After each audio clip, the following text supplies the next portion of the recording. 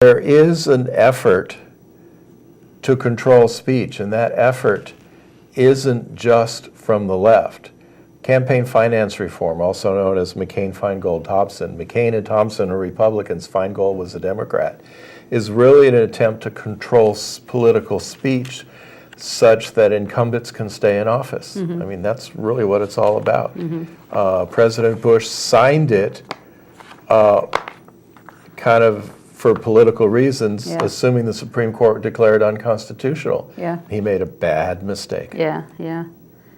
Let's talk about the internet. Let's do that. No, let's talk about executive orders, because President Obama has signed a number of executive orders that relate to Plank 6. Do you know how many? A lot more than I'm going to talk about, because I concentrated on pulling those that are specifically related to communication and transportation. Okay. So one of them allows the government to take over all modes of transportation and control of highways and seaports. Another one allows the government to seize and control the communication media. Another one allows the government to take over all electrical power, gas, petroleum fuels, and minerals. Another one allows government to take over airports, aircraft, including commercial. And this is what Obama did? These are Obama executive orders. Another one allows the government to take over railroads, inland waterways, and public storage facilities. Now, I use the word allow because that's where I got this from. But people need to understand that these things are blatantly unconstitutional. And even though the people are saying that these executive orders allow the government to do that, they don't. These executive orders are claims of unconstitutional power, because an executive order can do no more than the Constitution or federal law permits, and has no force of law beyond the executive branch of the federal government. Now that's really good news. The bad news is I'm going to say until they're challenged.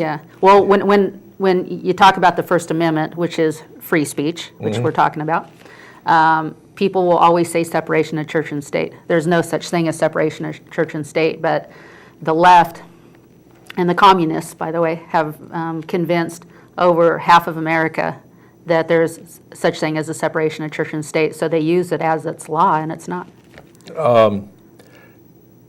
There's a lot of things that people claim the Constitution says that isn't.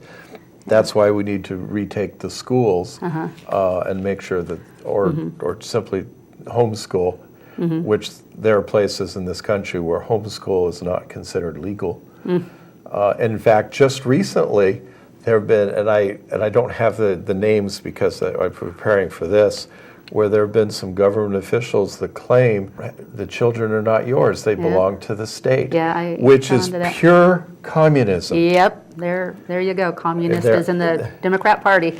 But probably the most frightening executive order for hubris is one that was signed by President Obama just over a year ago, 13603, Emergency and Non-Emergency Powers, because it claims the government has authority to commandeer and control all water, human and animal food, all transportation, all energy, all construction materials, health resources, farm equipment, fertilizer, all fuels and everything. And Obama said, by the authority vested in me as president by the Constitution, which is complete nonsense, by the laws of the United States of America, those laws, if they are accurately interpreted the way he wants, are unconstitutional on their face. But the really scary part is that this executive order claims these powers. In other words, doesn't allow, like the wording in this other thing, but it's a claim of unconstitutional power during wartime or national emergency, but explicitly and repeatedly states that it applies in peacetime and in times of national emergency, and states the authority shall be used to promote the national defense under both emergency and non-emergency conditions. So Obama basically declared himself dictator a year ago. And he is not going to enact much on these until the guns are taken away. That is well, typical. We talked a little bit about that last in our interlude last episode. That's what, as a result of Newtown, they want to do high-capacity magazine bans and assault weapon bans. Whatever an assault weapon is, that's something that just looks scary to Dianne Feinstein.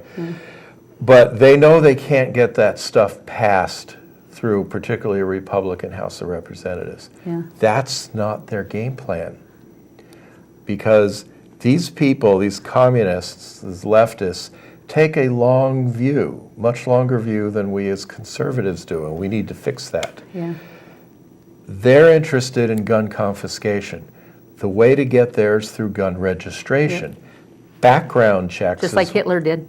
Background checks is what they're after, because background checks is gun registration. Ask a liberal what a background check consists of, and they'll tell you, well, it checks out the person.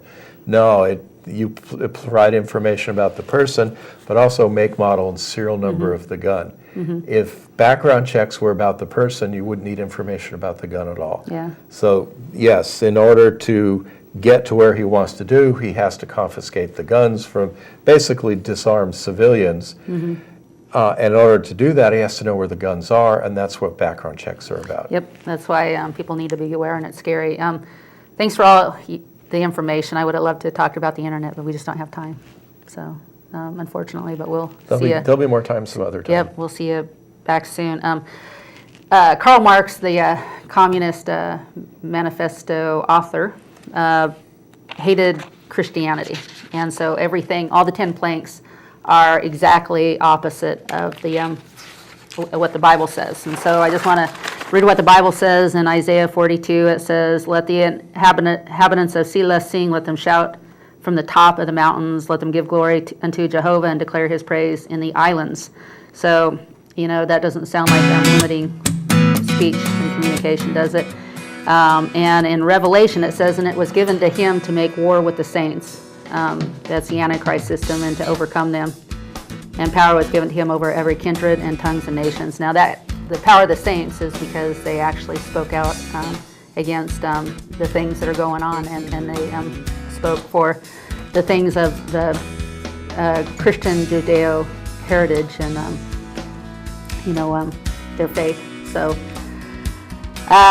we got a choice. Again, the 10 Commandments really are the 10 planks of the Communist Manifesto. I choose the commandments. Thanks. So do I. So does Jeff. See you next week.